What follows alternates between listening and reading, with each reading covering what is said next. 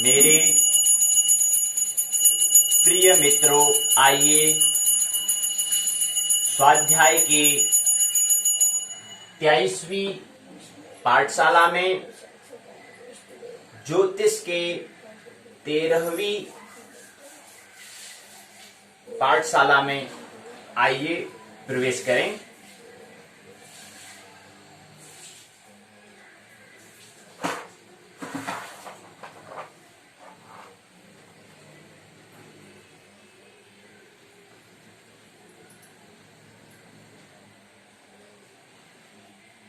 तो day 23 JY 13 JY 101।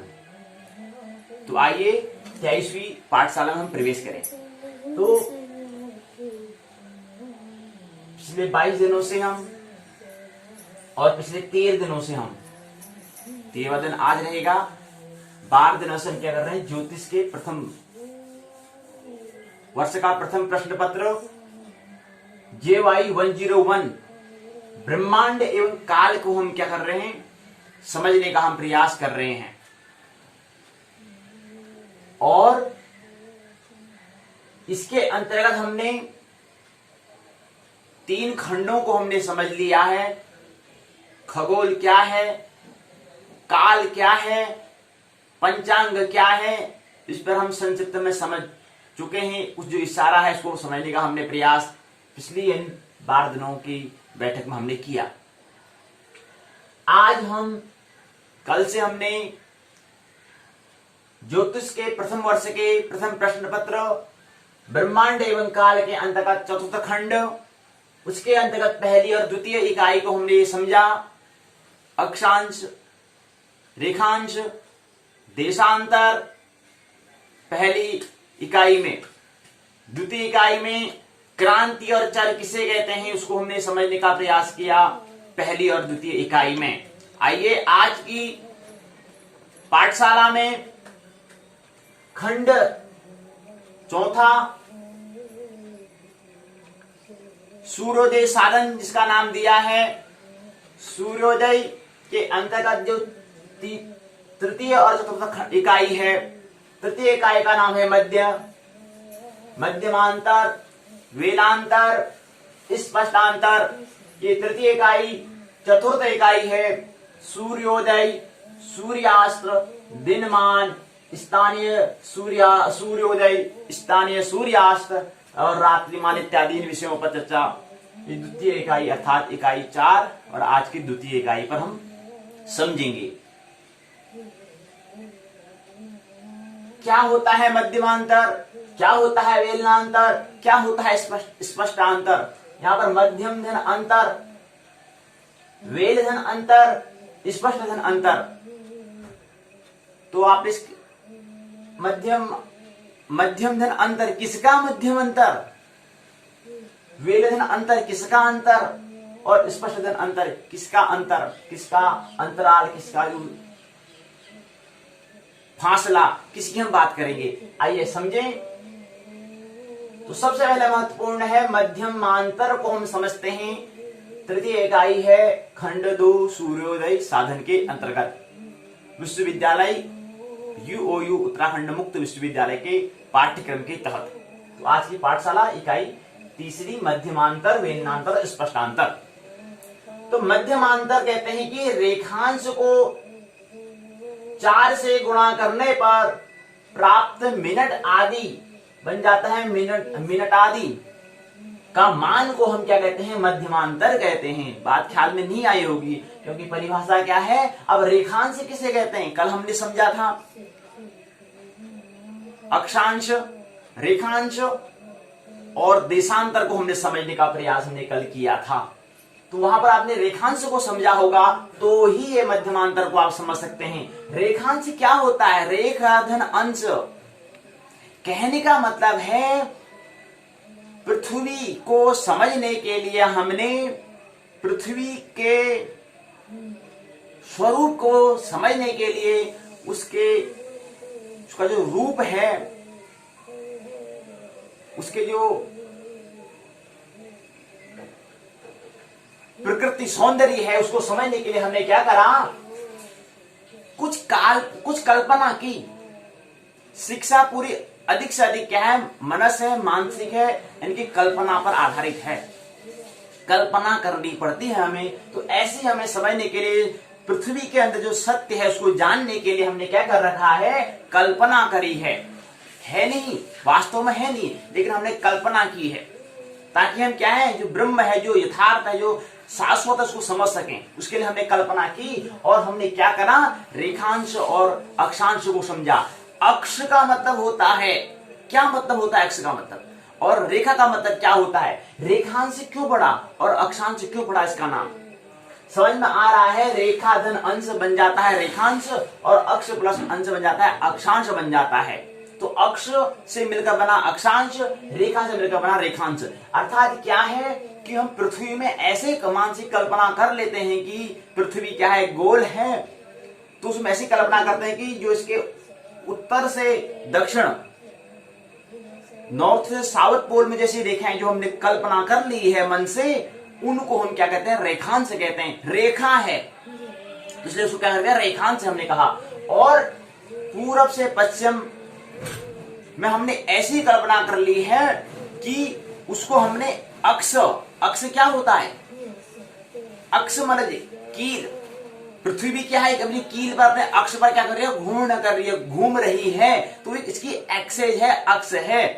तो इसीलिए कहा उसको, इसी अक्ष से पृथ्वी घूम रही है। ऐसे ही जो हमने मन से कल्पना कर ली है कि काल्पनिक जो रेखाएं की हमने कल्पना की, वो अक्ष के ही अनुरूप हैं, अक्ष के ही समानांतर हैं, इसलिए उसका नाम हमने अक्षांश कह दिया है। और कल की बैठक में हमने समझा था कि 90 जीरो हमने यहाँ पर लिया था, जहां पर ठीक ग्रीनविच लंदन के यहाँ पर हमने इसको जीरो माना था। यहाँ से ऊपर को हमने 90 डिग्री लिया था, और नीचे को अर्थात उत्तरी गोलार्ध, उत्तरी ध्रुव को अर्थात उत्तरी गोलार्ध को, अर्थात दक्षिणी ध्रुव अर्थात दक्षिणी गोलार्ध को हमने लिया था 0 से 90 डिग्री ऊपर, 0 से 90 डिग्री नीचे। और हमने ये भी समझा था कि यहाँ से कितने 90 अंश बना, 90 रेखा है, और इसके ठीक नीचे भी क्या है, 90 रेखा है। लेकिन ख्याल रहे कि ये एक रेखा जो हमने कल्पना करी, पृथ्वी में तो है नहीं, क्या पृथ्वी में तो खुद हम है, लेकिन इसको हम कैसे देख सकते हैं, इसके लिए माध्यम हम ग्लोब का ले सकते हैं। पृथ्वी का प्रतिरूप जो है, प्रतिबिंब जो है, हम ग्लोब के माध्यम से समझ सकते हैं। लेकिन ग्लोब पृथ्वी नहीं है, ये समझ लेना अभी, नहीं तो पृथ्वी ग्लोब को ही पकड़ के रह जाए, ऐसा नहीं है। जैसे हम इशारा करते हैं कि चांद ऊपर है, इशारा हम उंगली से चांद का इशारा कर रहे हैं, तो उंगली को ही चांद नहीं समझना है। तो पृथ्वी का जो प्रतिरूप जो ग्लोब है, ग्लोब को ही पृथ्वी नहीं समझना है, ये स्मरण रहना चाहिए। तो यहाँ से अब यहाँ से हमें 0 अंश से ऊपर को जो 90 हमने जो रेखाएं मानी हैं, उन रेखाओं के बीच में कितना अंतर होगा, कुछ ख्याल है। और जो हमने इसके दक्षिणी ध्रुव जो मान, दक्षिणी गोलार्ध जो है, दक्षिणी ध्रुव की ओर जो है, उसमें कितने बीच में कितना किलोमीटर का दूरी है, पता है, पता होना चाहिए। चलो ये तो हमें समझ में नहीं आया, लेकिन ये तो पता होगा हमको कि क्या है, इसके यहाँ पर उत्तर, पूर्व और पश्चिम। यहां से आपको पूर्व इसलिए दिखा रहे हैं क्योंकि ये द्विविमीय 2D है, 2D में समझाने का प्रयास कर रहे हैं 3D को, इसलिए यहाँ पर ये पूर्व, यहाँ पर पश्चिम। पृथ्वी क्या है, एक गोल है, तो उसको हम यहाँ पर पूर्व कह रहे हैं, तो उसका मतलब पूर्व ये है। लेकिन ये क्या है, एक अक्ष में होने के कारण, जैसे इसको हम 3D बनाते तो ये ऐसे घूमकर ऐसे इस तरह बन जाएगा, तो इसलिए इसको हम यहाँ पूर्व, यहाँ पश्चिम हमने कहा। तो होता क्या है कि इसमें जो हम रेखांश की हम जो बात कर रहे थे, रेखांश में क्या होता है, कितनी दूरी होती है, ये तो हमें थोड़ा गणना करने के साथ हम कर लेनी चाहिए, क्योंकि एक रेखांश से दूसरे रेखांश में जाने में प्रकाश को कितना वक्त लगता है, 4 मिनट का वक्त लगता है। और 1 सेकंड में प्रकाश कितना चलता है, 3 लाख किलोमीटर, 3 लाख किलोमीटर की दूरी तय करता है।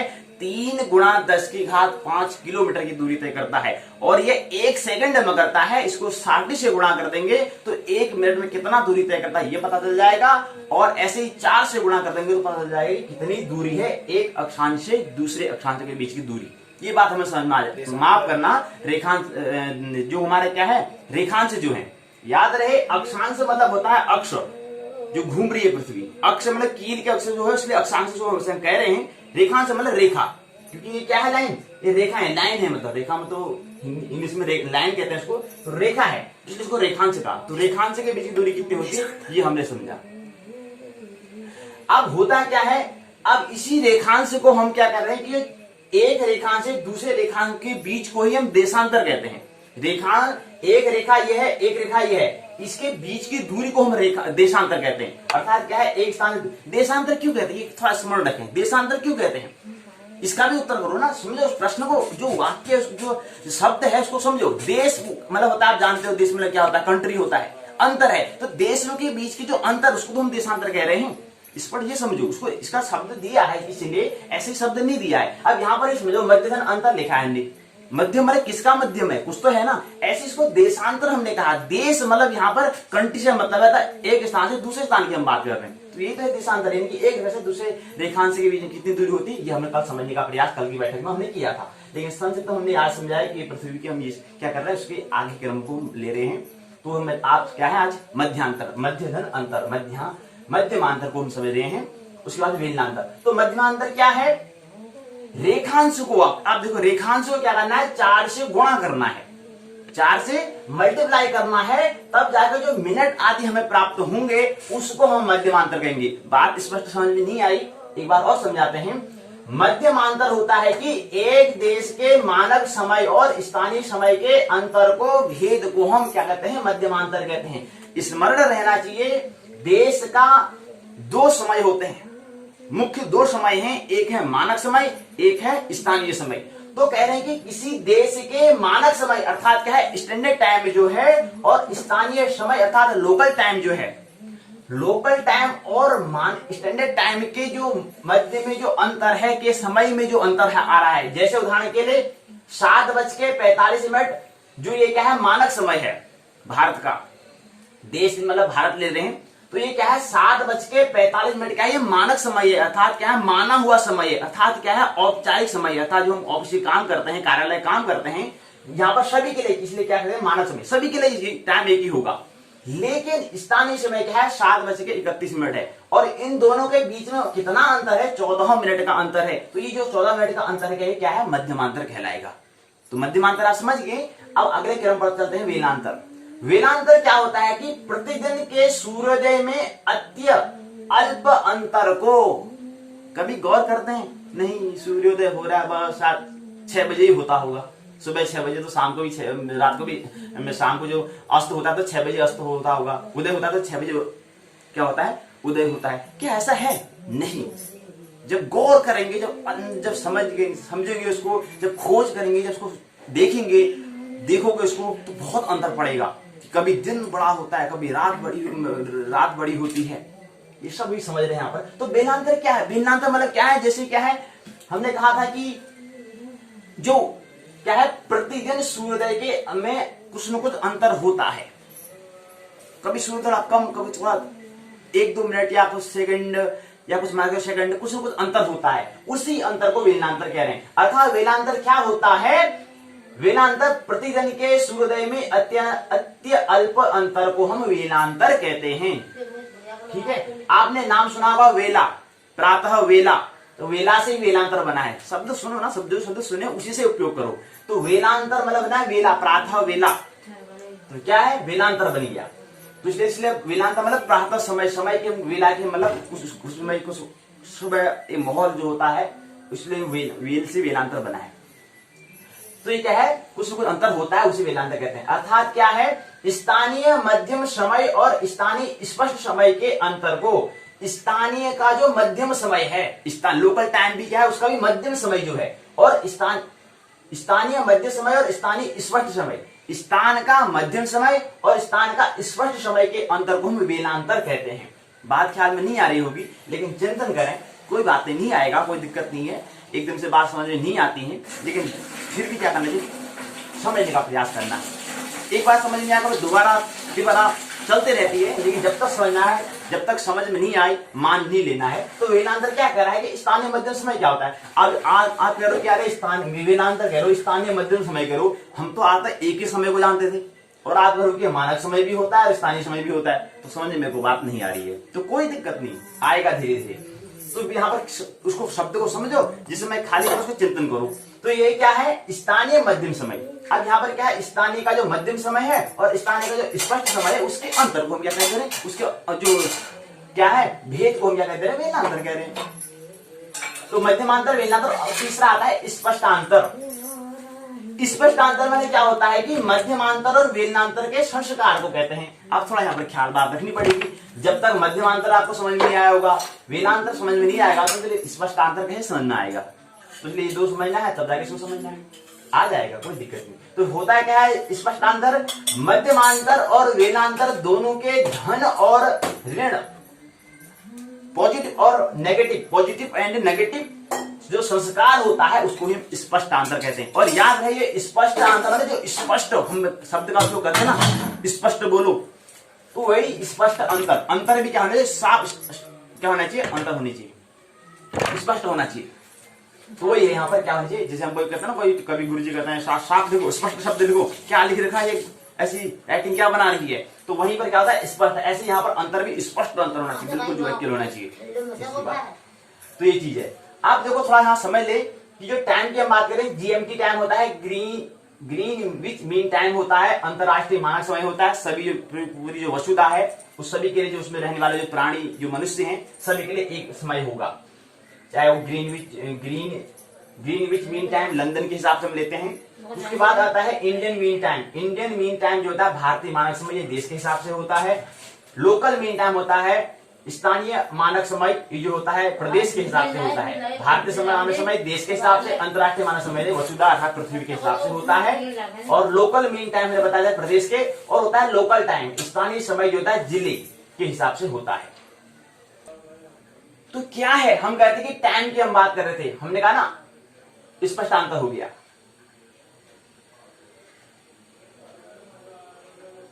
तो ये क्या हो गया, स्पष्टांतर हो गया। अब एक साथ इसके साथ क्या आता है, चलो अभी हम जो जीएमटी बात कर रहे हैं इसको थोड़ा बाद में बात करेंगे, क्योंकि पहले अभी एक दो बिंदु और रह गए हैं। तो हमने मध्यमांतर समझ लिया, वेलांतर समझ लिया है, कुछ संकेत हमने लिए हैं, स्पष्टांतर भी थोड़ा समझने का हम प्रयास कर रहे हैं। अब क्या आता है, उदयांतर। ऐसे ही उदय, आपने नाम सुना होगा, उदय मतलब क्या होता है, सूर्योदय, सूर्यधन उदय, मतलब क्या होता है इसका मतलब, उदय से आप क्या समझते हैं, उदय जो शब्द है, इस शब्द से आप क्या समझते हैं, उदय, तब जाकर तुम्हें उदयांतर समझ में आएगा। उदय प्लस अंतर, उदय और अंतर मतलब क्या होता है, तब जाकर तुम्हें उदयांतर समझने का प्रयास शब्दों के माध्यम से आप कर पाएंगे। हालांकि उसका अर्थ जो होगा, अर्थ को समझने के लिए इसको कुछ और ज्यादा आपको अध्ययन करना पड़ेगा, तब जाकर समझ में आएगा। लेकिन शब्दों से समझना भी एक महत्वपूर्ण होता है। जो ज्यादा मेधावी प्रतिभाशाली होते हैं वो शब्दों से ही समझ जाते हैं, और जो शब्दों से ही समझ जाता है फिर उसकी परिभाषा वो आराम से कर लेता है, उसकी व्याख्या भी आराम से कर लेता है। और प्रयास तो अंत में ही होना चाहिए कि पूरी जो हम कथा पढ़ रहे हैं, पूरी कथा सुनाते हैं, उसका सार सूत्र में होना चाहिए। तो ऐसे यहाँ पर शब्द उदयांतर है। तो उदयांतर, आप उदय से आप क्या समझते हैं, उदय के बारे में समझ ही, उदय के बारे में आप नहीं जानते हैं, अंतर के बारे में आप नहीं जानते हैं, तो उदयांतर को कैसे समझेंगे आप। तो उदयांतर होता है उदय प्लस अंतर। अंतर मतलब होता है फासला, गैपिंग मतलब फासला। ये दो शब्दों के बीच में अंतर होता है ना, जगह होती है, तो वही फासले की बात हुई। और याद रहे फासले तो बाद में बात कर लेंगे, ठीक है। फासला तो क्या होता है, उदयों में होने वाले अंतर अर्थात भिन्नता को क्या कहते हैं, उदयांतर कहते हैं। उदय होता है प्रकट होना। सूर्य जो है और पृथ्वी जो है, चंद्रमा जो है, ये तीनों के तीनों क्या कर रहे हैं, गति कर रहे हैं, घूम रहे हैं। एक स्थिति में क्या होता है, सूर्य प्रकट होता है, एक स्थिति में सूर्य क्या होता है, छिप जाता है। अर्थात इसका मतलब क्या है, इसका मतलब यह है कि हम जहां पर जिस पृथ्वी के भाग में, जिस भाग में रह रहे हैं, उस भाग में उसकी एक सीमा है, एक सीमा तक हम सूर्य को देख सकते हैं, एक सीमा के बाद सूर्य को हम नहीं देखेंगे। जिस समय हम सूर्य को देख लेते हैं, जिस क्षण से हम देखना प्रारंभ कर देते हैं, जिस क्षण से हमें दिख जाता है, उस समय को हम उदय कहते हैं। और जिस समय से सूर्य हमको देखना बंद हो जाता है, अंतिम समय में जो हमें लास्ट सूर्य की झलक जो हमें मिलती है, वो अस्त कहलाता है। तो उदय और अस्त समझ बात आ चुकी है। ख्याल रहे कि अस्त का मतलब ये नहीं है कि सूर्य गायब हो गया, नहीं। पृथ्वी का एक भाग जो भी हमें यहाँ पर उजाला था, वहां पर सूर्य दिख रहा था, अब अंधेरा हो गया, तो इसका मतलब क्या है, सूर्य जहां पर पहले अंधेरा हुआ था वहां पहुंच गया है, उस भाग की ओर वहां पर क्या कर रहा है, प्रकाश कर रहा है, और वहां अंधेरा हो गया। यहाँ अंधेरा, यहाँ प्रकाश, इस भाग में प्रकाश, इस भाग में अंधेरा, और ये प्रक्रिया चलती रहती है, निरंतर ये प्रक्रिया चलती रहती है। तो अस्त और उदय के आप समझे, तो अस्त मतलब होता है प्रकट होना, मतलब दिखाई देना, और अस्त का मतलब होता है छिप जाना, मतलब अदृश्य हो जाना, ठीक है। लेकिन एक समय की बात क्या है, फिर वो जो वर्ष बता रहे हैं दिन रात, उसको हम कहते हैं, इस बात से सूर्य में दिख जाता है, ये उदयांतर। ऐसे ही अस्तांतर भी होता है। तो हमने बताया कि क्या है उदय और इसमें अंतर क्या है। उदयांतर मतलब जैसे सूर्य आज उदय कितने बजे हुआ है, अगर माने 5 अक्टूबर को 6:20 में अगर होता है, प्रातः 6:20 में क्या होता है, सूर्य क्या होता है, उदय होता है। और 7 अक्टूबर को यह प्रातः 6:22 में क्या होता है, उदय होता है। तो ये 2 मिनट का जो अंतर आ रहा है या 1 मिनट का जो अंतर आता है, ये अंतर को ही हम उदयांतर कहते हैं। कि सूर्य पहले क्या था, 5 अक्टूबर को प्रातः 6:20 में उदय हो रहा था, लेकिन 7 अक्टूबर को प्रातः कितने बजे हुआ, 6:22 में हुआ। तो 2 मिनट का जो अंतर आया, इस अंतर को उदयांतर कहेंगे। तो क्योंकि उदय की हम बात कर रहे थे, प्रातःकाल प्रकट हमें जो दिख रहा है, दिखाई दे रहा है सूर्य, तो उसको हम क्या कहेंगे, उदयांतर कहेंगे। ऐसे ही क्या होता है, साइन जो है सूर्य 17:59 में क्या जाता है, अस्त हो जाता है। और साइन 5 अक्टूबर की हम बात कर रहे हैं, और 7 अक्टूबर को साइन 17:57 में क्या जाता है, अस्त हो जाता है, मतलब छिप जाता है, ढल जाता है। तो इन दोनों के बीच में क्या आ रहा है, 2 मिनट का कुछ अंतर आ रहा है। इस अंतर को हम क्या बोल देंगे, अस्तांतर बोल देंगे। और अस्त धन अंतर बन जाता है अस्तांतर। और अस्त मतलब होता है छिप जाना, ढल जाना। तो अस्तों में होने वाले अंतर को अर्थात भिन्नता को हम क्या कहते हैं, अस्तांतर कहते हैं। तो ये हम समझ गए मध्यमांतर, वेलांतर, स्पष्टांतर, उदयांतर और अस्तांतर को हम समझ चुके हैं। अब इसी क्रम में हमने यहाँ पर भी बात कर लिया, थोड़ा जीएमटी हम बात कर रहे थे, तो जीएमटी की भी हमने बात कर ली थी। ग्रीन विच मीन टाइम होता है, अंतरराष्ट्रीय मानक समय होता है। पृथ्वी के सभी जो पृथ्वी में रहने वाले जो प्राणी हैं, सभी के लिए समय एक होगा, खासकर मनुष्य के लिए, उनके लिए, क्योंकि मनुष्य समय की गणना करता है, टाइम की गणना करता है, कोई पशु टाइम की गणना नहीं करते हैं, ख्याल रहे। तो ग्रीन विच मीन टाइम अंतरराष्ट्रीय मानक समय पृथ्वी के लिए। और दूसरी बात, इंडियन मीन टाइम होता है, भारतीय मानक समय देश के हिसाब से होता है। यहाँ पर भारतीय ले रहे क्योंकि भारत में रहने निवास करते हैं, इसलिए भारतीय यहाँ पर हो सकता है, नहीं तो अमेरिकी मीन टाइम भी हम कह सकते हैं, कोई दिक्कत नहीं। तो देश के हिसाब से, देश के सापेक्ष हम बात कर रहे हैं। और तीसरा होता है लोकल मीन टाइम होता है, स्थानीय मानक समय, ये प्रदेश के हिसाब से होता है। और भी सूक्ष्म, मतलब और भी सूक्ष्म। उसके बाद लोकल टाइम होता है, ये जिले के हिसाब से होता है, स्थानीय समय इसको हम कहते हैं। तो ये ख्याल रहना चाहिए कि सूर्योदय में क्या है, भिन्नता है। बारीकी से अध्ययन करना है, क्योंकि हमें ज्योतिष जो है, जो वास्तविक जो चीज है, मानक से काम चलने वाला नहीं है, मानने से वहां काम चलने वाला नहीं है। तो इसलिए यहाँ पे स्थानीय समय की तो बात करनी पड़ेगी, और जितना सूक्ष्म हो सके उतना सूक्ष्म हमें समय लेना पड़ता है, उतना जो सत्यता वाला जो समय है वो हमें लेना पड़ता है। तो लोकल टाइम कम से कम जिले तक तो हमें लेना चाहिए। जिले का जब वहां पर सूर्योदय कितने बजे हो रहा है, नैनीताल जिले में अगर इतना हो रहा है, अन्य जिले में कितना हो रहा है, इसके बीच में अंतर होगा। हालांकि वो ज्यादा अंतर तो नहीं होगा, लेकिन फिर भी थोड़ा बहुत अंतर हो सकता है, इसलिए हमने इसको लोकल टाइम को ले रखा है। सूक्ष्म था विधि तो एक बार हमें क्या करना, खोज तो करनी है कि अंतर होता नहीं होता है, या बराबर है, नैनीताल जिले में यह है तो अल्मोड़ा जिले में यह है, सूर्योदय कितने बजे होता है, कुछ तो अंतर होगा, थोड़ा थोड़ा माइक्रो कुछ तो होगा, ये हमें खोज करनी है। इसलिए लोकल टाइम से 4 भाग हमने किए, जीएमटी, आईएमटी, एलएमटी और एलटी। तो ये हमने बताया Greenwich mean time, Indian mean time, local mean time और लोकल टाइम हमने बात कर लिया, 4 टाइम होते हैं।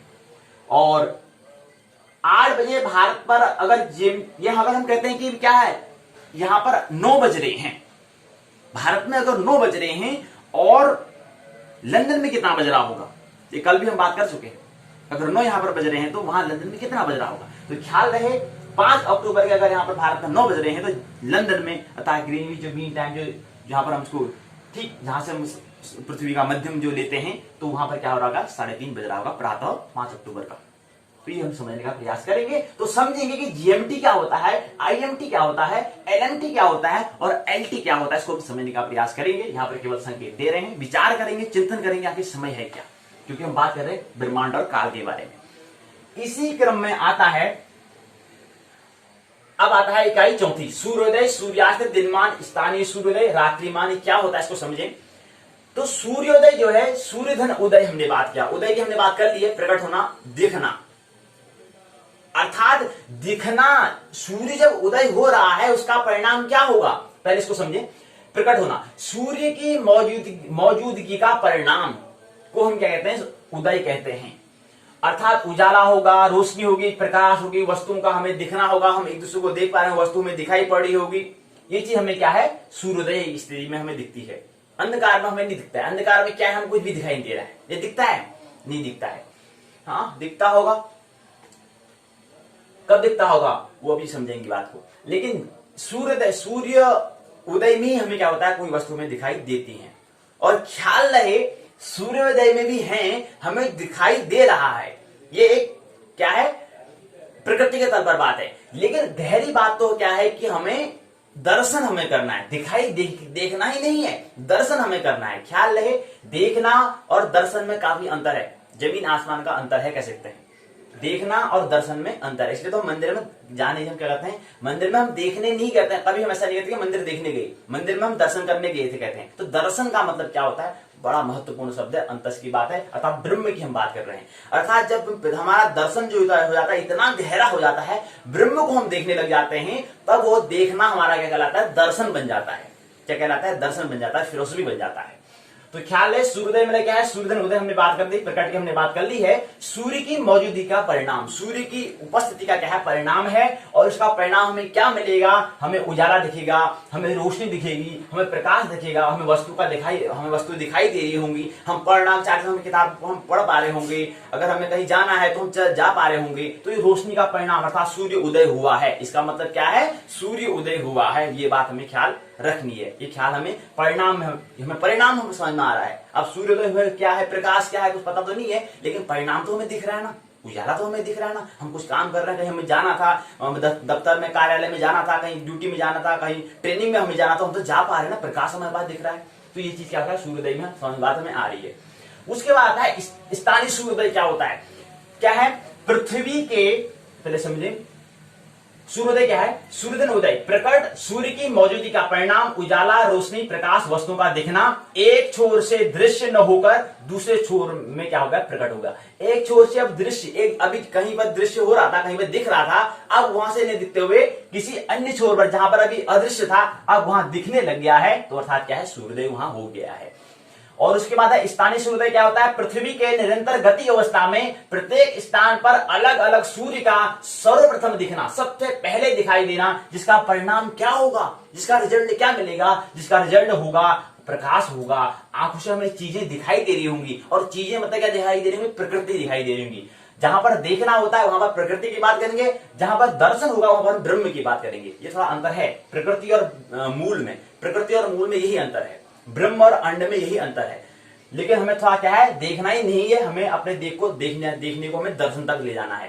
अर्थात तो क्या, कोई चीज हमें दिखाई दे रही होंगी, अब हमारे विकास की, हमारा आईक्यू, हमारा ईक्यू जो है, हमारी जो बुद्धिमत्ता, हमारे प्रारब्ध जो है, उसके हिसाब से हम चीजें को देख ही रहे हैं या दर्शन तक ले जाएंगे, ये हमारा सब क्या है, संस्कार में पड़ा हुआ है। वो सब ज्योतिष आगे पूरी गणना है, पूरा उसको ही टटोलना है, लेकिन फिर भी संकेत दे रहे हैं। तो क्या है, आंखों से हमें चीजें हमें दिख रही होंगी, अर्थात प्रकृति का हम बात कर रहे हैं, तो हमें प्रकृति चीज दिखाई दे रही होंगी, दिख रहा, वो भी बिना मानव निर्मित प्रकाश के। ख्याल रहना चाहिए, शाम को हम लाइट का बटन ठक ऑन करते हैं, खटक से ऑन करते हैं, भाई तुरंत हमें प्रकाश मिल जाता है।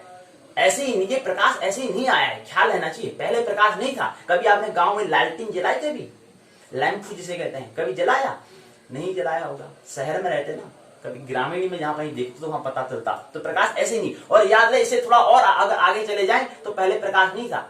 कहां से आविष्कार हुआ है, बिजली जो आप गिरते हो, जब बारिश होती है तो बिजली जब गिरी, प्रकाश जो उसका जो उजाला होता है, उससे मानव का जो वैज्ञानिक जो हैं, उनके मन में ख्याल आया, तो उन्होंने उस जो प्रकाश है उसको पकड़ा, और उस प्रकाश को पकड़ने के बाद आज सभी घरों में क्या है, लाइट है। खासकर गांव को कभी छोड़कर, लेकिन अधिकतर क्या है, सभी घरों में लाइट है, अर्थात प्रकाश है, अर्थात रोशनी है, जो मानव निर्मित है, जो आविष्कार वैज्ञानिकों ने किया है। ऐसे विज्ञान की आवश्यकता है, ऐसे सृजन की आवश्यकता है, ख्याल रहे। तो मानव निर्मित प्रकाश के अलावा क्या होगा, हमें मानव निर्मित अर्थात टॉर्च की हमें आवश्यकता नहीं हो रही होगी, फोन की उसकी फ्लैश लाइट जलाने की आवश्यकता नहीं हो रही होगी। तो हमें क्या, बिना प्रकाश के, अर्थात जो प्राकृतिक जो सूर्य का जो प्रकाश है, उससे हमें वस्तु दिखाई दे रही है। तो ये चीज है। सूर्यास्त क्या होता है, सूर्य का अदृश्य हो जाना, परिणाम क्या होगा, अंधकार की उपस्थिति हो जाएगी, अटेंडेंस हो जाएगी, उपस्थिति हो जाएगी, प्रकाश आ जाएगा। और अर्थात क्या है, मानव निर्मित प्रकाश, मानव द्वारा जो निर्मित प्रकाश है, फोन है, लाइट जो है, फोन ऑन ऑफ करेंगे हम कहेंगे कहां गया वो फोन है यार, मेरे को चीज देखना है, वो चीज देखना है, मेरे को काम करना है, लाइट जलाओ, अरे यार लाइट ही नहीं आ रहा, टीवी देखना है, मेरे को यही देखना है, फलाना इत्यादि जो भी चीज है, वो क्या है, मानव निर्मित प्रकाश की हमें जरूरत पड़ेगी।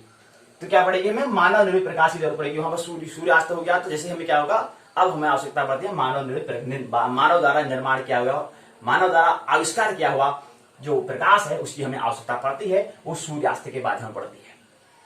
और उसका स्थानीय सूर्यास्त क्या होता है, पृथ्वी के गोलाकार की स्थिति व निरंतर गति अवस्था से एक समय में सूर्य का प्रकाश व अंधकार पृथ्वी के क्षण क्षण में परिवर्तन का परिणाम है। क्या कहने का मतलब है, पृथ्वी का आकार क्या है, उसे गोलाकार स्थिति होने के कारण क्या है, और निरंतर क्या है, गति अवस्था में है। और एक समय में सूर्य का प्रकाश व अंधकार, कहीं पर कहीं पर किसी भाग में प्रकाश हो रहा होगा, कहीं पर अंधकार हो रहा होगा। जहां यहाँ भी क्या है, यहाँ प्रातः यहाँ पर क्या है कि सुबह की हम बात करें तो यहाँ पर प्रकाश है, लेकिन कहीं पर अंधेरा भी तो हो रहा होगा। पृथ्वी का ऐसा भाग जहां पर अंधेरा हो रहा होगा तो वहां पर रात्रि हो रही होगी। इसका मतलब ये नहीं कि यहाँ दिन हो रहा तो वहां रात, कहीं पर रात नहीं हो रही, कहीं पर रात हो रही है, वो भी पृथ्वी के किसी भाग में हो रही है। ये बात ख्याल ले, थोड़ा चिंतन शक्ति बढ़ाएं। तो पृथ्वी के किसी भाग में क्या हो रही है, रात्रि हो रही है, और किसी भाग में उजाला हो रहा है, किसी भाग में उजाला अस्त भी हो रहा है, किसी भाग में थोड़ा सूर्योदय की स्थिति भी हो रही है। ये बात ख्याल रखें, तो ये चीज तो समझना है। तो सूर्यास्त क्या है, सूर्य का अदृश्य हो जाना, परिणाम अंधकार की उपस्थिति, अर्थात अदृश्य में होता है ढलना। मानव निर्मित प्रकाश की जरूरत हो जाएगी हमें। स्थानीय सूर्यास्त भी अलग होता है, क्योंकि सूर्य प्रत्येक क्षण में अलग अलग स्थिति में है, तो अलग अलग क्षण में क्या होगा, सूर्य का भाग, पृथ्वी का भाग अलग अलग है, पृथ्वी सूर्य अलग अलग गति में है, तो अलग अलग क्या है, उनका स्थान परिवर्तन हो रहा होगा। तो जैसे स्थान परिवर्तन होगा वैसे ही क्या हो जाएगा, जिस समय जहां पर सर्वप्रथम जो सूर्य हमें दिखाई देगा तो वहां पर सूर्योदय, और जहां पर सूर्योदय अंतिम क्षण हमें दिखाई दे रहा है उसको हम अस्त कहेंगे। तो ऐसे स्थानीय सूर्यास्त भी होता है, स्थानीय सूर्योदय भी होता है, और सूर्योदय और सूर्यास्त भी होता है, ये ख्याल रहना चाहिए। तो परिवर्तन परिणाम क्या होगा, कहीं पर अंधकार तो कहीं पर प्रकाश का क्या होगा, होना होगा। जहां प्रकाश होगा वहां को हम उजाला कहेंगे, अर्थात दिन कहते हैं। सूर्योदय का अर्थात विस्तार, सूर्योदय जब होता है वो क्या होता है, उसमें प्रकाश तो होता है, धीरे धीरे प्रकाश का बढ़ना होता है, तो वहां पर क्या जाएगा, जहां पर दिन है वहां सूर्योदय का विस्तार हो रहा होगा। एक समय में ज्यादा, फिर जो एक ऐसे आकर दिन में पूरा उजाला हो जाएगा, फिर धीरे धीरे रोशनी कम होगी, फिर अस्त हो जाएगा, फिर धीरे अंधकार आ जाएगा। तो ये क्या, एक वर्तुल बन रहा है, एक चक्र बन रहा है, एक वर्तुल बन रहा है। जहां अंधकार होगा वहां रात कहेंगे, अर्थात सूर्यास्त का विस्तार का परिणाम, सूर्यास्त का विस्तार परिणाम हम उसको कहेंगे। तो क्या होता है, भिन्न भिन्न जगहों पर भिन्न भिन्न उजाले और अंधकार होते रहते हैं, उनका परिणाम है। किसका है, सूर्योदय का, सूर्य की उपस्थिति का, सूर्य के वहां पर कौन सी जगह पर अभी उपस्थित है, कौन सी जगह पर अनुपस्थित है, ये सब क्या है, उसके उजाले और अंधकार के परिणाम से हमें समझना आता है। और उसके बाद क्या है, भारत और लंदन ले लें तो इनके बीच में भी क्या है, सूर्य उदय अस्त के हिसाब से क्या है, वहां पर क्या है 5.5 घंटे का अंतर होता है। और यहाँ पर भारत में जो क्या है 5-5.5 मिनट एडवांस में चलता है। जैसे भी यहाँ पर 9 बज रहे हैं तो लंदन में कितने बज रहे हैं, 3:30 बज रहे हैं 5 अक्टूबर के, और भारत में भी क्या बज रहे हैं, 9 बज रहे हैं। तो ये ख्याल रहे, तो ये जीएमटी के हिसाब से। अब दिनमान क्या होता है, रात्रिमान क्या होता है। दिनमान जो है, सूर्योदय प्रातः 6 बजे होता है, सूर्यास्त शाम को 6:30 बजे होता था। 18:30 में अगर होता है, ये 5 अक्टूबर की अगर हम बात करें, तो इसमें क्या होता है, 6 से 18 के बीच में कितने घंटे होते हैं। ख्याल रहे, दिन कितने, हम एक दिन को कितने घंटों का मानते हैं, 12 घंटों का मानते हैं ना। क्या ये बात सही है, क्या 12 घंटे का ही होता है, इसकी खोज करें। और दूसरा, सूर्यास्त शाम को 18:30 में होता है, 6:30 बजे होता है। अगले दिन प्रातः सूर्योदय क्या होता है, 6:10 में होता है। तो कितने, क्या 12 घंटा होता है, क्या वाकई सही बात है, खोज करें। 12 घंटे दिन होता है, 12 घंटे रात होना कहने से नहीं होता है, खोजो उसको कितने घंटे का होता है। एक्चुअल समय चाहिए हमको, तो वास्तविक समय, स्थानीय हमें समय चाहिए। तो ख्याल रहे, वैसे हम कहते हैं आमतौर पर जब सूर्योदय, आमतौर पर कहते हैं 12 घंटे का दिन होता है, 12 घंटे का रात होता है, हम ये कहते हैं। ये ख्याल इसे कहने से कुछ नहीं होता है, लेकिन जिसे शोध करना है उसको थोड़ा खोलना पड़ेगा, टोलना पड़ेगा, वाकई में सत्य है क्या। ठीक है, तो क्या है कि हम कह रहे हैं कि, तो ये यहां पर हमने बता दिया कि 6 से 18:30 में अगर हो रहा तो 12.5 घंटे आते हैं।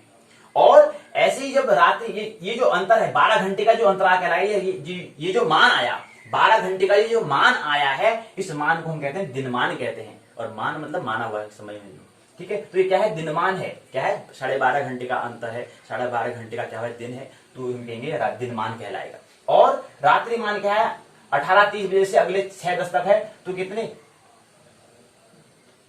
11 घंटे 20 मिनट का आ रहा है। तो 11 घंटे 20 मिनट का ये जो मान है, इस मान को ही हम रात्रिमान कहते हैं। तो रात्रिमान कितना होता है और दिनमान कितना होता है, इस बात का स्मरण रहना चाहिए। ऊंचा नीचा होता है, कहीं पर 13 हो जाएगा तो कहीं पर 11 होगा, ऐसा होता है, ध्यान दें। वो तो होता है, वो तो आम भाषा में हम कह लेते हैं तो चल जाता है, लेकिन थोड़ा ऊंचा नीचा होता है, कभी 13 कभी वहां 11 ऐसा होता है। मतलब रात दिन क्या होगा, 13 घंटे का या 12.5 घंटे का हो जाएगा, तो वहां पर क्या होगा 11 11.5 घंटे का क्या होगा, रात होगी। ऐसे कुछ होता है, जो भी इसको समझे, जिस खोज कर क्या वाकई 12 घंटे होता है या नहीं होता, इसकी खोज करनी है। तो ये हमने बात बता दी। रेखांश से हमने बताया पृथ्वी के बारे में कल बात कर लिया था हमने, उत्तरी ध्रुव और दक्षिण ध्रुव के बारे में बात कर ली है। ये हमने कहा कि जो क्या अक्षांश है और ये देशांतर है, तो इसमें ठीक मध्य हमने क्या रखा है, हमने लाइन काल्पनिक है, ख्याल रखना काल्पनिक है सभी। एक ठीक मध्य में भूमध्य रेखा, इसको विषुवत रेखा भी हम कहते हैं। इसको यहाँ से हम 0 अंश लेते हैं, ऊपर को उत्तरी गोलार्ध बोलते हैं, नीचे को दक्षिणी गोलार्ध बोलते हैं, और ठीक पोल को हम उत्तरी ध्रुव बोल देते हैं, और ठीक पोल को हम दक्षिण ध्रुव बोलते हैं। अर्थात ध्रुव जो है उत्तरी ध्रुव, उत्तर दिशा में होने का उत्तरी ध्रुव कहेंगे, और दक्षिणी दिशा में होने का दक्षिणी ध्रुव कहेंगे। और पूर्व और पश्चिम ये हमने बता दिया। और पूर्व यहाँ इसलिए ले रहे हैं क्योंकि ये क्या है, द्विविमीय है, टू डायमेंशन है, इसलिए इसको हम यहाँ पूर्व यहाँ पश्चिम हम ले रहे हैं। अब यहाँ पर एक बात और आती है जो हमें ख्याल रखनी है, थोड़ा विषय से हट करके। क्या होता है कि सत्य के निकट होगा, क्या निकट होगा, स्वाध्याय क्या है।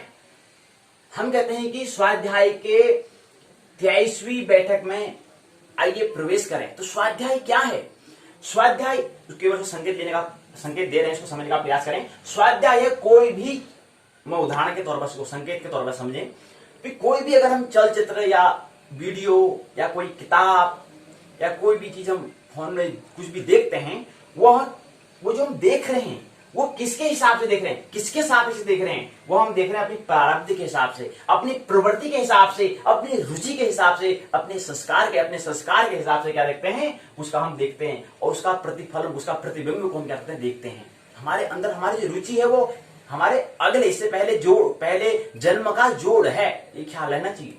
तो वो क्या है, स्वाध्याय मतलब होता है खुद का, स्व धन अध्याय हमने लिखा, तो स्व का मतलब होता है स्वयं का, और अध्याय मतलब होता है दर्पण। कोई ऐसा माध्यम, कोई ऐसा क्या है हमें चाहिए, माध्यम कह रहे हैं या कहें इसको कोई ऐसा उद्दीपक कह रहे हैं जिससे हमें क्या मिल जाए, उद्दीपक मतलब जैसे दर्पण ले सकते हैं, ऐसा दर्पण, चाहे वो फोनी हो, चाहे अखबार हो, चाहे किताब हो, चाहे कोई वीडियो हो, चाहे कोई टीवी हो, इत्यादि कुछ भी हो, उससे कोई ज्यादा लेना देना नहीं है। उससे हमें क्या दिखता है, अपना प्रतिबिंब दिखता है। तो स्वाध्याय मतलब ये होता है कि ऐसा जो हमें कोई ऐसा दर्पण जिससे मैं क्या, जिसमें हमारा प्रतिबिंब दिख जाए, जिसमें हमारा चेहरा दिख जाए, उसका नाम है स्वाध्याय। अब क्या देख पा रहे हैं या नहीं देख पा रहे हैं, ये हमें विचार करना है। और दूसरी बात, ताकि स्वयं को देख सकूं, और दूसरी बात क्या है, स्वयं का मतलब स्व का प्रतिबिंब हम इसको कहते हैं। दूसरी ये बात है कि सत्य के निकट ज्यादा कौन सा होगा, एक वीडियो को देखना या एक अपनी वीडियो को बना के अपनी वीडियो को देखना, किसमें ज्यादा सत्यता होगी, इस पर आप विचार करें। कौन सत्य के निकट ज्यादा ले जाएगा, कौन सत्य के निकट ज्यादा ले जाएगा। स्वाध्याय जो हम कह रहे हैं, स्वाध्याय के निकट कौन रहेगा, यहाँ पर सत्य निकट है, हम स्वाध्याय कहें तो सत्य को ही हम स्वाध्याय के वहां पर क्या कर रहे हैं, वो तो संकेत दे रहे हैं। तो स्वाध्याय के निकट कौन ले जाएगा, क्या स्वयं सत्य के या स्वयं के निकट कौन ले जाएगा, क्या अपनी जो हम वीडियो बनाते हैं या अपनी जो हम किसी किताब पढ़ते हैं या अपनी जो किताब लिखी उसको पढ़ते हैं, तो कौन निकट ले जाता है, ये जो किसी की वीडियो को देखते हैं वो ज्यादा निकट ले जाता है, या अपनी वीडियो जो बनाते हैं वो निकट ले जाता है। इस पर आप विचार करें, कौन ज्यादा ले जाएगा। आपका विचार जो है वो आप चिंतन करें, विचार करें, क्या है इसका मतलब कौन निकट ज्यादा ले जाएगा, और विचार करें। प्रयास अंतिम परिणाम क्या आएगा, जिस दिन आप सत्य के निकट जाओगे तो वो क्या होगा, देखने के बजाय अपनी खुद हम वीडियो जो हम खुद वीडियो बनाते हैं, खुद जो हम काम कर रहे हैं उस काम को देखेंगे, तो ही जाके वो क्या करेगा, सत्य के निकट ले जाएगा। मतलब हम अपने कामों का ही अन्वेषण अगर हम करेंगे, उसको ही अगर हम देखेंगे, कहने का मतलब है एक व्यक्ति जो है उसके अंदर अच्छाई भी बुराई भी दोनों चीजें होती हैं। अब हम उसके अंदर अच्छाई को ग्रहण करते हैं या उसके बुराई को ही उछालते हैं। हालांकि प्रयास तो सार्थक अर्थात सही दिशा में तो ये रहना चाहिए कि उसका जो उसके अंदर अच्छाई है उसको ही उछालें, क्यों, और अपने अंदर जो बुराई है उसको ही क्या करें, उछालें। उछालना मतलब क्या है, अपने अंदर जो बुराई है उसको उछालें और दूसरे के अंदर जो अच्छाई है उसको उछालें, उसको मतलब दिखाएं, उसको प्रकट करें, उस पर विचार करना चाहिए। तो ये क्या है, द्वितीय स्थिति है। अब कितने हम कौन सी स्थिति करते हैं ये तो हम स्वयं जानते हैं, ज्यादा बताने की जरूरत नहीं है, लेकिन कुछ संकेत यहाँ पर मिल रहा है, क्योंकि पूरा अंतिम उद्देश्य होता है झूमो, नाचो, गाओ, मस्त रहो, एक नाटक, एक अभिनय पूर्व क्या है जीवन जियो। और एक बात यहाँ पर संकेत हम दे रहे हैं, एक संकेत माध्यम दे रहे हैं कि क्या होता है, पोर्नोग्राफी और पोर्नोबायोग्राफी हमने यहाँ पर एक संकेत दिया है, अर्थात संभोग से समाधि की ओर यहाँ पे एक सूत्र हम ले रहे हैं। इस सूत्र से कुछ संकेत ये कर रहे हैं, एक बात ख्याल रहे, कहते हैं कि हम काम करने जाते हैं, हम कहते हैं क्या कर रहे हैं, काम कर रहे हैं, तो काम ये हम काम कर रहे हैं या कुछ कार्य कर रहे हैं, उसको काम क्यों शब्द नाम दिया? कभी आपने गौर किया, कभी आपने प्रश्न किया? इस पर विचार करें। तो काम मतलब होता है कि हमारी प्रकृति के अंदर हमें बताया कि हमारी ऊर्जा है, हमारे पास क्या है, ऊर्जा। अब जो हम ऊर्जा, हमारे कोई किसी भी काम के लिए हमें क्या होती है, ऊर्जा की आवश्यकता होती है, एनर्जी की हमें क्या हो सकती है, आवश्यकता होती है, नीड होती है। वो एनर्जी का हमें उपयोग, उस एनर्जी का उपयोग हम सृजन दिशा में कर सकते हैं और विध्वंस की दिशा में भी हम कर सकते हैं। याद रहे, पहले हम जब विद्यार्थी या हम सीख रहे होंगे तो पहले वो संभोग में जाएगा, लेकिन धीरे धीरे वो क्या जाएगा, फिर वही ऊर्जा, उसी ऊर्जा का रूपांतर क्या कहलाएगा, फिर समाधि की ओर ले जाएगा। समाधि मतलब मौन की स्थिति, ध्यान की स्थिति में वो ले जाएगा। अब हमें ख्याल करना है, हमें इस बात, उस ऊर्जा को समझना है कि उसको हम किस दिशा में उपयोग करेंगे, किस दिशा में इसको रूपांतरण करेंगे। ख्याल रहे, जो संभोग की जो एनर्जी, जो ऊर्जा है, वही काम आती है समाधि में। वही ऊर्जा क्या है, उसी ऊर्जा का जो हम संभोग कहते हैं वो क्या है, उसकी निम्न दिशा में अर्थात विध्वंस की दिशा में कह सकते हैं। हालांकि यहां से भी सृजन के लिए वो ऊर्जा काम आती है, लेकिन हम कितना उपयोग सृजन में कर पाते हैं ये हमारे पर निर्भर करता है। तो हमें क्या करना है, इसको सृजन दिशा में और दूसरा विध्वंस दिशा, दो चीज होती है, एक आविष्कार के लिए, एक विनाश के लिए होता है। तो वो उस ऊर्जा को हमें क्या करना है, अभिवादन करना है कि उसमें ये हमें समझना है कि हमें परमात्मा ने हमें क्या दिया, हमारे पास शक्ति दी है, क्षमता दी है। हम इस ऊर्जा को समझने का प्रयास करें, प्रार्थना करें, उस ऊर्जा को हम प्रणाम करें, उस शक्ति को प्रणाम करें और उस शक्ति को फिर क्या करें, सही दिशा में, सृजन दिशा में उपयोग करें। तो इसमें बहुत कम लोग सफल हो पाते हैं, लेकिन प्रयास है कि अधिक से अधिक उसमें क्या करें, सफल हो, ऐसी हम आशा करते हैं। तो सृजन दिशा में काम करना। तो यहाँ पर पोर्नोग्राफी और पोर्नोबायोग्राफी हमने इसने नाम दिया है, जानबूझ के हमने इस शब्द का नाम दिया है, क्योंकि इसी ऊर्जा से क्या होगा, सृजन होगा और इसी ऊर्जा से क्या होगा, विध्वंस होगा। अर्थात वो जो ऊर्जा है वही ब्रह्म है और उसके जो दो रूप हैं, एक को हम विध्वंस कहते हैं, एक को हम सृजन कहते हैं, ये क्या है, प्रकृति के रूप हैं। तो हम ये कह सकते हैं। तो केवल यहाँ पर हमने संकेत लिया, संकेत लेना है, मानना नहीं है, मानने की कोई भी आवश्यकता नहीं है। आइए अब विश्वविद्यालय का जो पाठ्यक्रम है, क्योंकि उसके माध्यम से हम यहाँ पर क्या कर रहे हैं, आगे उसके मार्गदर्शन की हमें आवश्यकता है, तो इसलिए उसके पाठ्यक्रम का जिक्र करना अनिवार्य है। उससे पहले एक सूत्र, आइंस्टाइन क्या कहते हैं, वैज्ञानिक जो है, आधुनिक वैज्ञानिक जो सर्वप्रथम ज्यादा प्रचलित मशहूर जो वैज्ञानिक हैं, उनके एक सूत्र को लेते हैं। क्या कहते हैं, नए प्रश्नों को बढ़ाने के लिए नई संभावना की जरूरत होती है। नए प्रश्नों को बढ़ाने के लिए नए संभावनाओं की जरूरत होती है। नए प्रश्नों को बढ़ाने के लिए नई संभावनाओं की जरूरत होती है। विज्ञान जो है, साइंस जो है, नई संभावनाओं की क्या है, प्रयोगशाला है, लाइब्रेरी है, प्रयोगशाला है। प्रयोग करो, ऐसी शाला, ऐसा घर है जहां पर प्रयोग करो, अप्लाई करो, प्रयोग करो। क्या कहते हैं अल्बर्ट आइंस्टाइन, ये सूत्र है। नए प्रश्नों को बढ़ाने के लिए नई संभावनाओं की जरूरत होती है। नए प्रश्नों को बढ़ाने के लिए नई संभावनाओं की जरूरत होती है। विज्ञान जो है नई संभावनाओं को बढ़ाने की क्या है, प्रयोगशाला है। वाह, क्या बात है। तो ये है अल्बर्ट आइंस्टाइन, एक वैज्ञानिक की बात।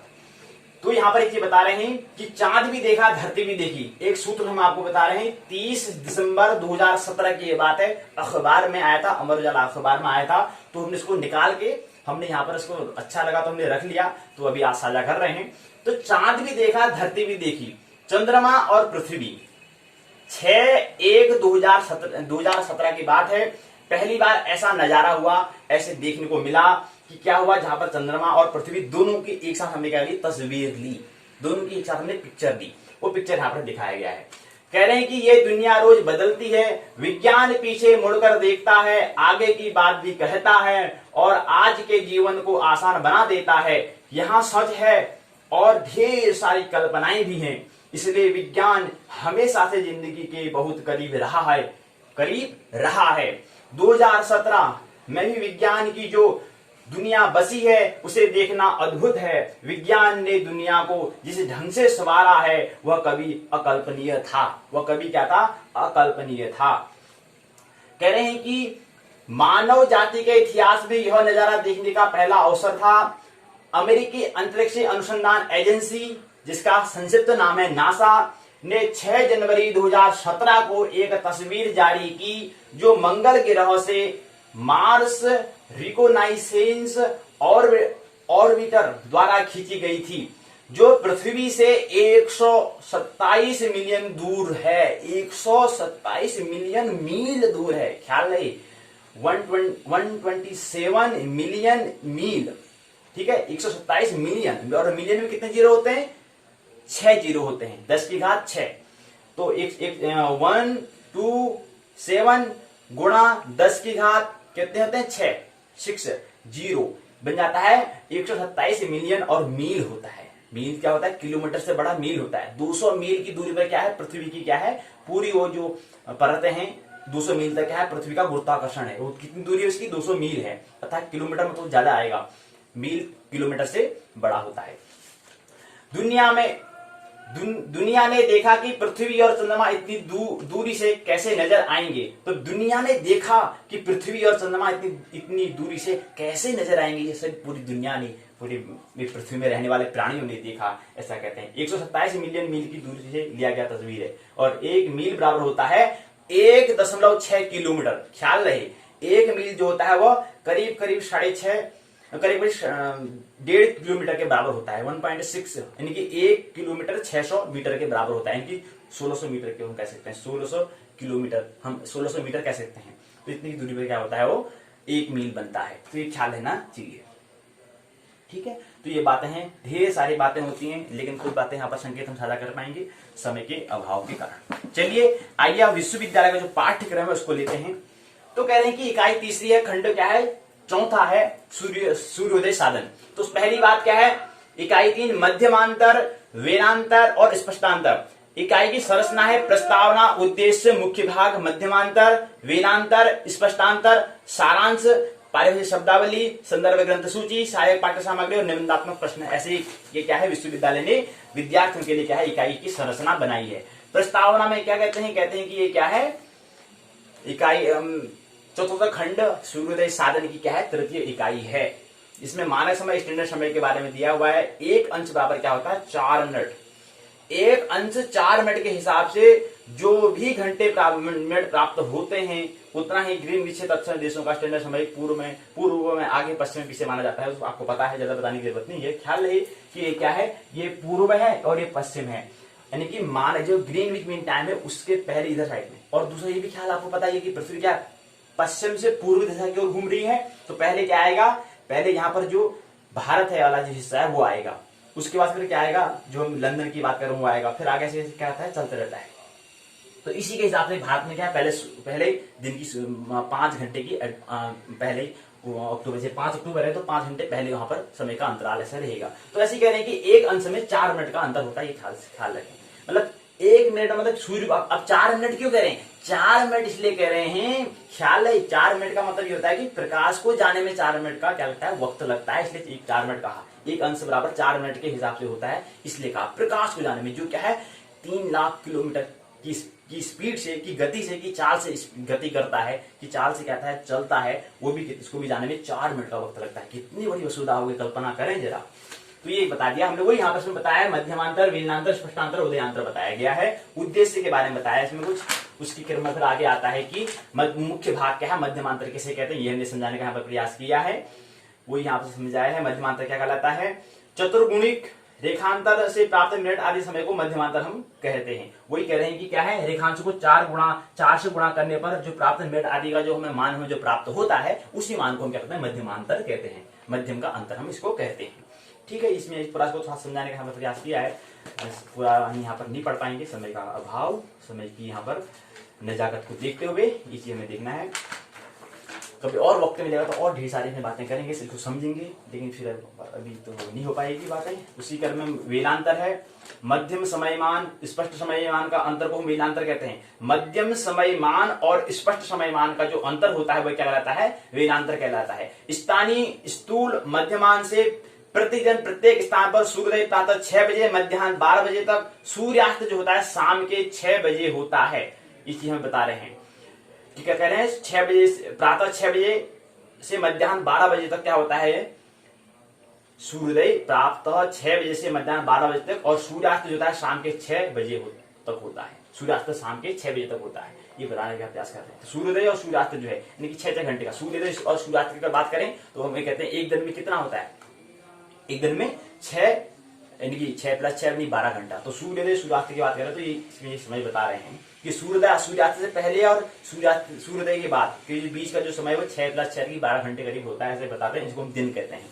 इसमें बताने का प्रयास किया है और बहुत सारी बातें इसमें दी हुई हैं, बता रहे हैं कि वेदांता उदय सारणी क्या है, इसको समझेंगे आगे, तो ढेर सारी बात हम करेंगे जो महत्वपूर्ण होगा।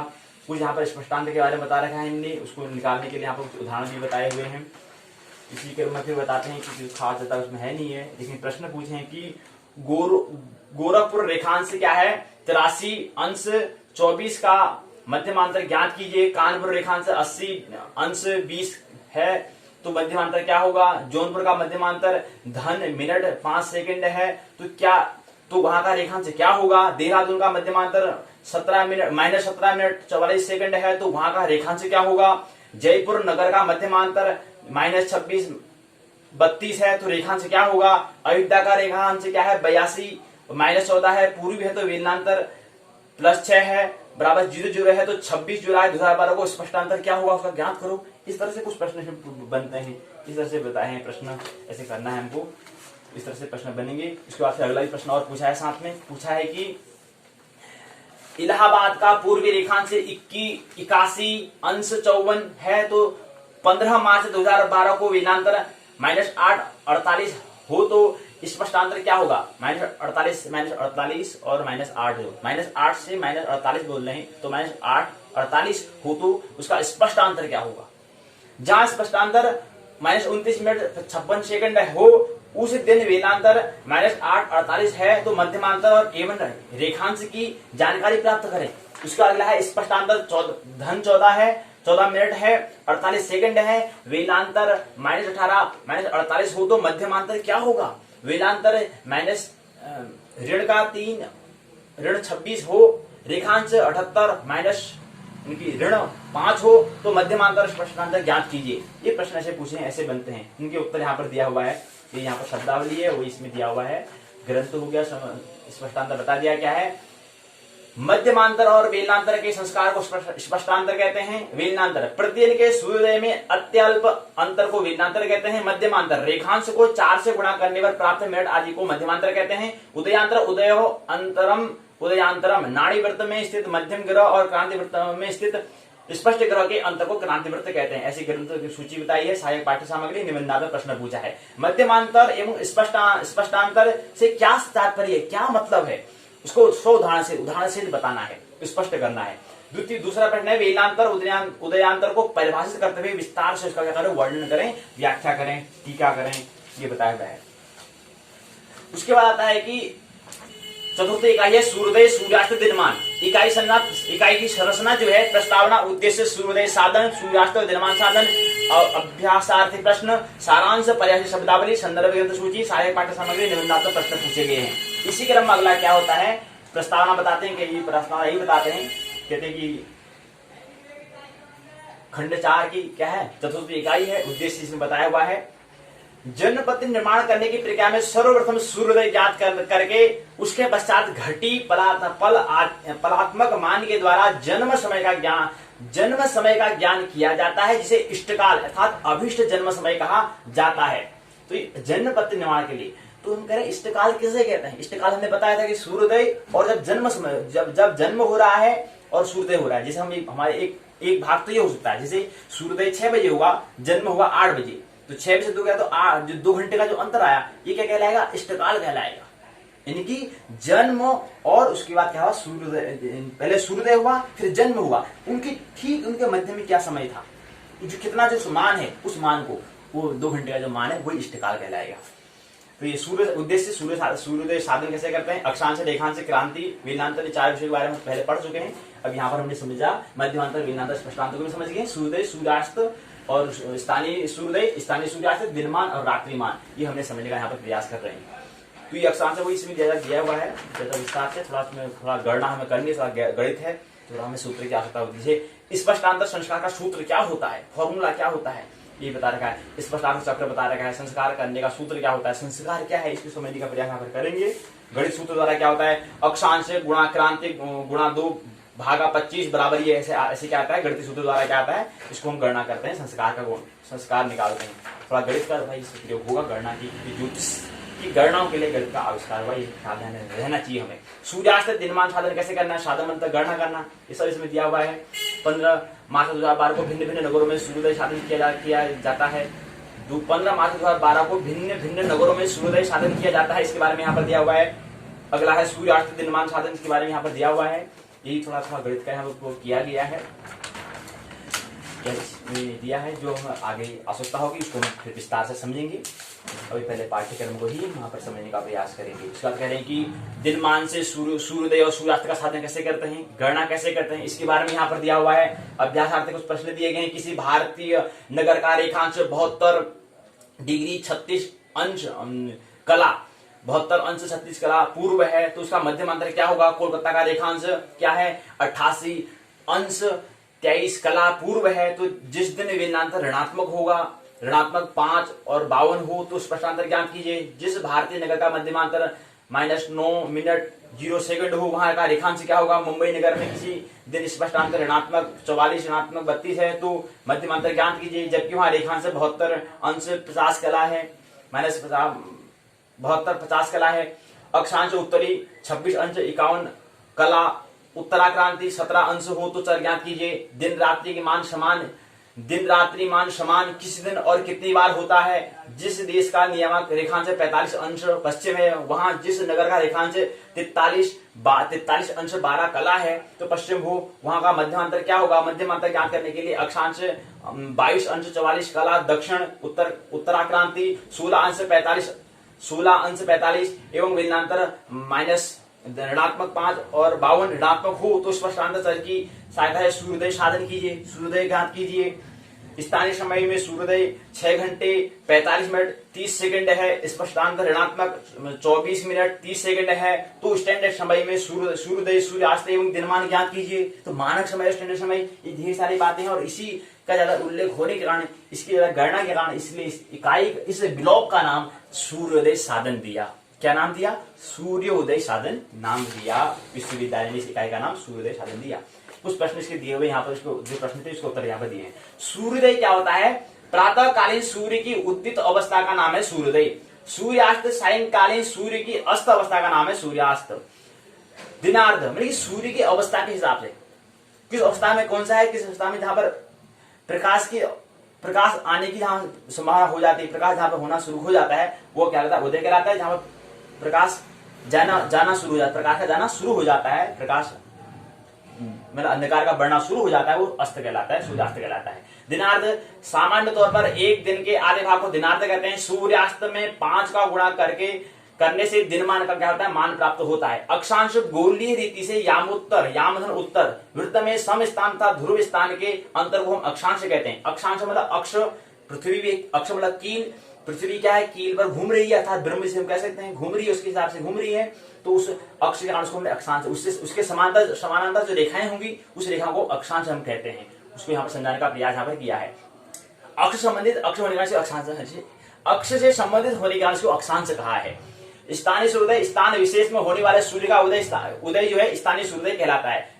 स्थान विशेष जहां पर, जिस स्थान में जहां पर सूर्य का पहले जगह पर दृश्य दिखाई दे रहा है, सभी जगह पर क्या है, सूर्य का दृश्य होना भिन्न भिन्न होगा, क्योंकि कहीं पर उदय होगा कहीं पर अस्त होगा।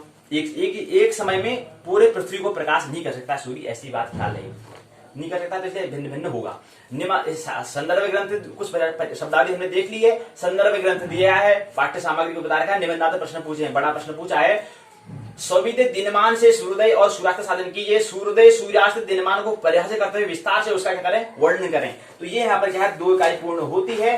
कल की बैठक में हम समझेंगे 2 इकाई को और लेंगे, फिर अगले दिन क्या करेंगे, 2 दिन की बैठक हम उस पर चर्चा करेंगे। पूरे जो हमने क्या है ब्रह्मांड एवं काल है उससे संबंधित 2 दिन के यहाँ पर क्या करेंगे, प्रश्न उत्तर चर्चा करेंगे। उसके बाद क्या होता है, ज्योतिष जो है, ज्योतिष प्रथम वर्ष का प्रथम प्रश्न पत्र ब्रह्मांड एवं काल पूर्ण हो जाएगा। उसके बाद फिर हम क्या करेंगे, द्वितीय प्रश्न पत्र जन्म कुंडली का निर्माण JY 102 को समझने का प्रयास करेंगे। जन्म कुंडली जो है उसको कैसे उसको निर्माण करना है और उसको जो है उसका कैसे निर्माण करते हैं, कैसे उसको बनाते हैं, कैसे उसका आविष्कार होता है, इसको समझने का प्रयास हम ज्योतिष के प्रथम वर्ष के द्वितीय भाग में समझेंगे, द्वितीय प्रश्न पत्र में समझेंगे, जिसका नाम जन्म कुंडली निर्माण दिया है विश्वविद्यालय ने। और विश्वविद्यालय के पाठ्यक्रम के तहत हम क्या कर रहे हैं, वार्ताएं चर्चाएं हम कर रहे हैं, साझा कर रहे हैं कुछ बातों को। तो मानने की आवश्यकता नहीं है, जानने की एक आनंद, झूमो नाचो गाओ मस्त रहो, आनंद महोत्सव करो जीवन। याद रहे, झूमना गाना नाचना जब हो जाएगा तो ही उत्सव कहलाएगा, नहीं तो केवल आप क्या कर रहे हैं, टाइम पासिंग कर रहे हैं, मतलब समय का हम पास कर रहे हैं बस, और कुछ इसमें सृजन, कुछ इसमें आनंद महोत्सव नहीं हो रहा है। जब से क्या हो, नाचना शुरू हो जाएगा, गाना शुरू हो जाएगा, झूमना शुरू हो जाएगा, मस्त होना शुरू हो जाएगा, तब जाकर समझ के जीवन सार्थक हुआ, जीवन में कुछ हमने आविष्कार किया, कुछ हमने अपनी ऊर्जा का सृजन दिशा में उपयोग किया। तो मानने की कोई आवश्यकता नहीं है, जानने की, आनंद महोत्सव पूर्ण जीवन, आनंद महोत्सव पूर्ण जीवन जीने की आवश्यकता है। मेरी बातों को कितने प्रेम पूर्वक शांति पूर्वक सुना, बहुत बहुत अनुग्रहित हूं। अंत में सबके भीतर बैठे हुए परमात्मा को प्रणाम करता हूं, मेरा प्रणाम स्वीकार करें।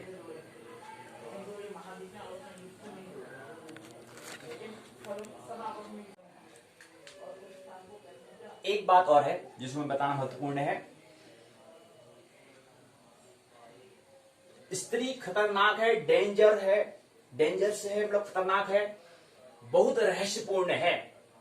एक सूत्र है, इसको समझें, स्त्री खतरनाक है, बहुत रहस्यपूर्ण है, तुम नहीं रह सकते उसके बिना, वह उसके साथ, तुम उससे बहुत दूर नहीं जा सकते। क्यों? क्योंकि तुम साधारण हो जाओगे। बहुत निकट नहीं जा सकते, बहुत दूर भी नहीं जा सकते हो, और बहुत निकट भी नहीं आ सकते हो। ऐसा सूत्र कह रहे हैं, बहुत दूर इसलिए नहीं जा सकते क्योंकि आप साधारण हो जाओगे, साधारण हो जाओगे तुम, और बहुत निकट इसलिए नहीं आ सकते क्योंकि उससे ज्यादा निकट होने से क्या हो जाएगा, आप मिटने लग जाते हो। तो ये हम स्त्री की जो बात कर रहे हैं, स्त्री प्रतीक है धर्म का।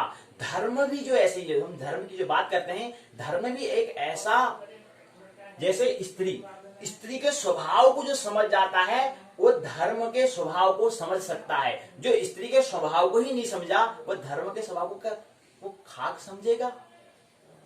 तो पहले प्रकृति को समझना है, वही जाके ब्रह्म को समझ सकता है। ये सूत्र यहां पर दिया है, स्त्री खतरनाक, बहुत रहस्यपूर्ण है, रहस्य मिस्ट्री है। जैसे स्त्री को जो व्यक्ति धर्म समझ जाएगा तो धर्म को भी समझ जाएगा। तुम नहीं रह सकते उसके बिना, वो उसके साथ, तुम उससे बहुत दूर नहीं जा सकते। क्या कारण है, इस सूत्र को समझने का प्रयास करें। स्त्री खतरनाक है अर्थात धर्म की बात हो रही है, लेकिन तल विज्ञान के तल पर स्त्री को समझना होगा, लेकिन विज्ञान के तल पर, लेकिन हमें ब्रह्म के तल पर धर्म को समझना होगा। तो खतरनाक है, बहुत रहस्यपूर्ण है, तुम नहीं रह सकते उसके बिना और उसके साथ। उसके बिना भी नहीं रह सकते हो और उसके साथ भी नहीं रह सकते हो। उसके साथ, उसके बिना भी नहीं और उसके साथ भी नहीं, ये 2 चीज बातें बताओ। क्या, क्यों उसके बिना क्यों नहीं रह सकते हैं? तुम उससे बहुत दूर नहीं जा सकते क्योंकि अगर तुम उससे बहुत दूर जाओगे तुम साधारण हो जाते हो, केवल खाली एक साधारण व्यक्ति बन जाते हो। लेकिन उससे अगर निकट आते हो तुम मिटने लगते हो, अहंकार शून्य होने लगता है, क्योंकि स्त्री के स्वभाव ही ऐसा है, धर्म के स्वभाव के अनुरूप। तो धर्म में भी क्या होता है, हम अगर ध्यान में, साधना में, प्रेम में इत्यादि में प्रवेश करते हैं तो वहां पर हम साधारण हमें होना पड़ता है। ख्याल रहे, एक जागा हुआ व्यक्ति, बुद्धत्व को प्राप्त हुए व्यक्ति का आचरण और एक मदिरा अर्थात जो तमोगुणी जो प्रधान व्यक्ति है, उन दोनों के आचरण में समतुल होंगे, उन दोनों के आचरण लगभग लगभग बराबर होंगे। अर्थात वो भी साधारण होगा, वो भी साधारण होगा। वो परमात्मा में की मस्ती में रहेगा, वहां पर उसके लिए पागल होगा, जैसे उदाहरण मीरा है।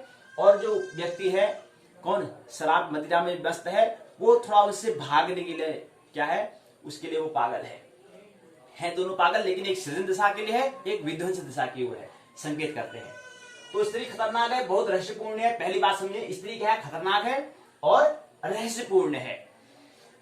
तुम नहीं रह सकते उसके बिना और उसके साथ, उसके बिना नहीं रह सकते, उससे बहुत दूर नहीं जा सकते, साधारण हो जाते हो, उसके साथ भी नहीं रह, उसके साथ भी, उसके बिना उसके साथ नहीं रह सकते हो, बहुत निकट भी नहीं जा सकते, क्योंकि उसके निकट आते हो तो तुम क्या बन जाते हो, तुम्हें अपना अहंकार छोड़ना होता है, अहंकार को गिराना होता है। और याद रहे, स्त्री क्या है, प्रेम का प्रतीक है, और विज्ञान जो है वो क्या है, ध्यान का प्रतीक है। इस दो प्रतीक को भी समझने का प्रयास करें। प्रेम और ध्यान भी दो प्रतीक हैं। ध्यान कुछ होता है कि मैं ही हूं, और प्रेम होता है मैं नहीं तू ही है। तो एक सूत्र ये हमारा छूट रहा था, तो इसको सूत्र भी लें, क्योंकि ये आज की पाठशाला में ये सूत्र भी लेना अनिवार्य है। तो ये मेरी बातों को इतने प्रेम पूर्वक शांति पूर्वक सुना, बहुत बहुत अनुग्रहित हूं। अंत में सबके भीतर बैठे हुए परमात्मा को प्रणाम करता हूं, मेरा प्रणाम स्वीकार करें।